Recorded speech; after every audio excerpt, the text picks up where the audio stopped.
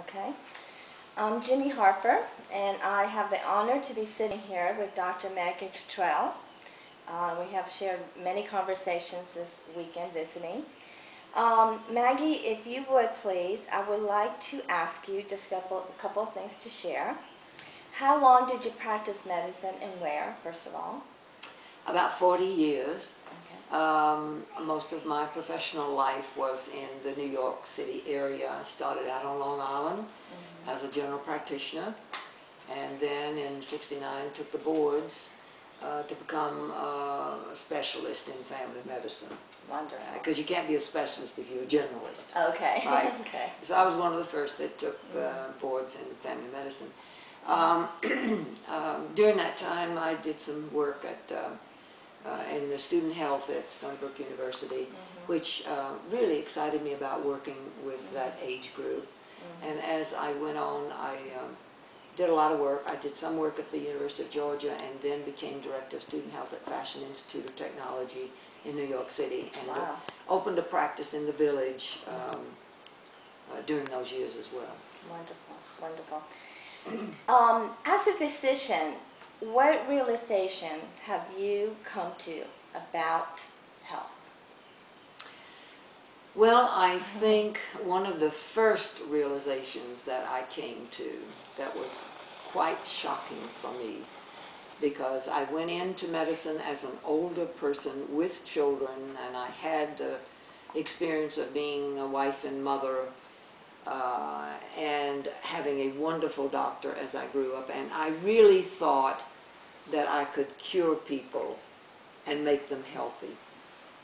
And one of the first realizations that I had was that I was not doing that, that I was treating symptoms, and that I could get rid of symptoms for a while, but then other symptoms would come back, or the same symptoms would come back, and I would have to use stronger medicine or more invasive techniques.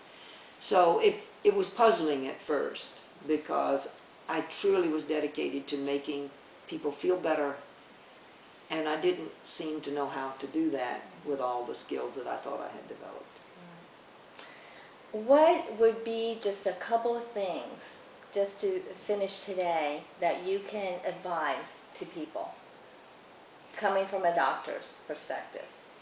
Well, first of all, I would like to share with them my own evolution and my realization that what we do very, very well in Western medicine is crisis intervention. When people are in life and death situations, we are very good at that. But we have missed the boat when it comes to promoting health.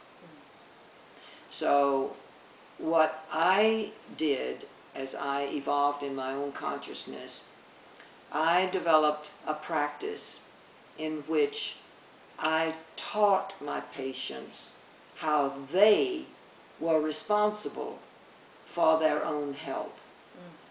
I became the facilitator, if you will, of helping them to learn about their bodies and to learn about what their behaviors, their lifestyles, their thinking, their eating, their everything, their internal and external environment had to do with either the promotion of their health or the development of disease. And that was the most exciting discovery and transition in my own life, because it became a partnership. I no longer was responsible for their health. I was responsible to teach them about their responsibility in creating their own health. And it worked. We worked on our diet, we worked on emotional things, we worked on relationships, we worked on jobs that were killing them, whatever. And I saw and became aware of how effective nature has created this organism that, given half a chance, will heal itself. And I think that's the true sign of a caring doctor, when you look at the person as a whole system. Whole system. Yeah. And the integration of all of these things. And it's about balance. And when we're out of balance, we are ill. And when we are able to get the skills and the tools and the knowledge to reestablish that balance, we're healthy. And it changes our whole perspective of life. It changes the whole dynamic of every day. That's true. That's true health. What two things, is in speaking with food, which is a major component of our fuel that we take into our body, what two things can you advise people to look at today, to avoid, to add, whatever? I think the most important thing that people can be, and I think this is happening, people are becoming increasingly aware of the fact that we must move away rapidly from processed foods. We must go back to foods that are raised naturally, that come from natural seeds, not genetically altered seeds. We must go back to the food that nature provided for us as we evolved as our species. So moving away from commercialized processed food back to organic foods, whole foods, the orange in season, not in the dead of winter, but the whole fruit instead of the juice. The whole foods instead of the processed food.